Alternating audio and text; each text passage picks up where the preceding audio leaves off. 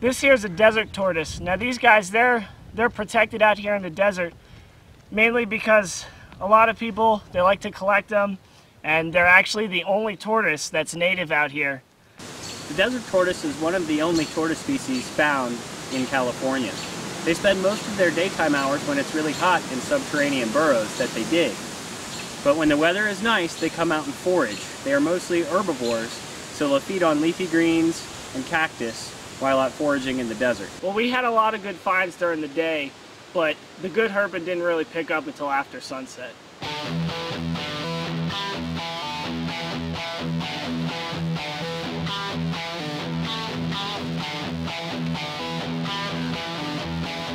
It's not nightfall out here in the desert, and the snakes are starting to move. This little snake here is one that I've wanted to see for a very long time. This is the desert Sidewinder, named for its sideways moving motion. It is a species of rattlesnake, so they do have a little tiny rattle. When he rattles it, he sounds like a little button. But you can see him here, he's starting to move. He's moving sideways away from me. It's really a fascinating snake.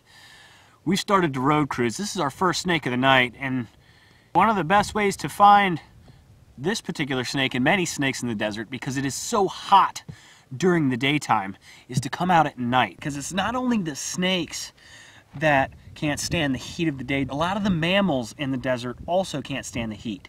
So the snakes come out to hunt the mammals at night when they're also on the move. This is a long nose. Now, this one actually looks like a California king, and they're a real cool snake. We found a dead one last time we were here. I'm actually really excited that we found this guy. That's awesome. I really did think that was a king at first. But then I saw that pattern, I was like, there's no way that's a king. This is a very special lifer. This here is a really fascinating snake, and one I really want to see when I came out to the desert. It's called a leer snake, and what makes it so fascinating is it's primarily out in the nighttime, and they feed on night lizards, and they're amazing. They have these broad heads and really big eyes with vertical pupils. And a lot of times people think that vertical pupils mean that they're venomous to humans, but this guy has a slight toxin that if it bites you, it might sting a little bit or it might itch, but they're mostly harmless to humans. They're just a really, really fascinating snake. The night snake, which is actually this little guy I have here. Now, these are primarily nocturnal, and they have the vertical pupil, which actually helps them see a lot better in the dark. Now, one real cool thing about these guys is they're actually a venomous species of snake, but they pose no threat to humans. Their venom is mainly just used to subdue their prey, which is pretty much just smaller insects, and actually out here in the desert, actually some poisonous insects that could actually harm us. So these guys are real good to keep around, so if you ever find one, definitely don't kill them. All right, we've been out road cruising several nights here in the desert now, and this is by far one of the more common species of lizards we've been seeing. This is the banded gecko. We've seen a lot of these guys running all around the road. They're very quick little guys. They also have a tendency to pick up their tails, and it's almost like they're mimicking a scorpion, trying to say, leave me alone or I'll sting you, even though they don't have a stinger. So that's kind of interesting behavior. I've never actually seen that in a gecko before. All right, I'm gonna move this guy off the road and we're gonna keep cruising. All right. You're gonna have to use the We finally got a large rattlesnake on the road. This is a speckled rattlesnake. Matt, if we can get a good look at how big it is with you behind it there. Can you see There him? we go, yeah. Check that out. Been out here road cruising quite a bit, but finally scored a larger rattlesnake. Towards the end of our trip, got this nice big He's speckled. very angry. Yep, here we go. There we go. Now he's angry. After safely moving this speckled rattlesnake out of the road, we've kind of taken a minute to observe him. He quilled up once we got him aside. Very defensive posture, protecting the rattle and the head. This particular species of rattlesnake only gets to about 3 feet maximum size. This individual here is probably about 2 feet long.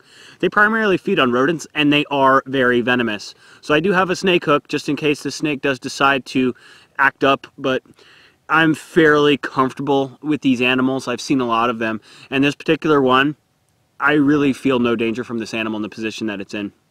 It's about 70 degrees out here at night. We're road cruising through the desert, and we're really surprised to see him. I mean, at this point, with it getting cooler, we weren't expecting to see much, but very thrilling for us to find. So we're going to jump back in the car, we're going to keep cruising, and we're going to let the snake do what it does. This snake here is a leaf-nosed snake. Now when we came up on this little guy, he was pretty calm, but we seemed to agitate him a little bit. And when they get agitated, they're known to actually stand up, and they'll give you a bunch of bluff strikes, and they'll even hiss. It was actually pretty cool seeing him do that. But he's calmed down since then, so he's just letting me handle him with ease. Now, one thing that's also kind of interesting about these guys is one of their main diets is actually the banded gecko, and they also eat their eggs. But one of the coolest features on this snake is actually the huge rostral scale that's on the front. Now, that helps them dig in the sand extremely easily.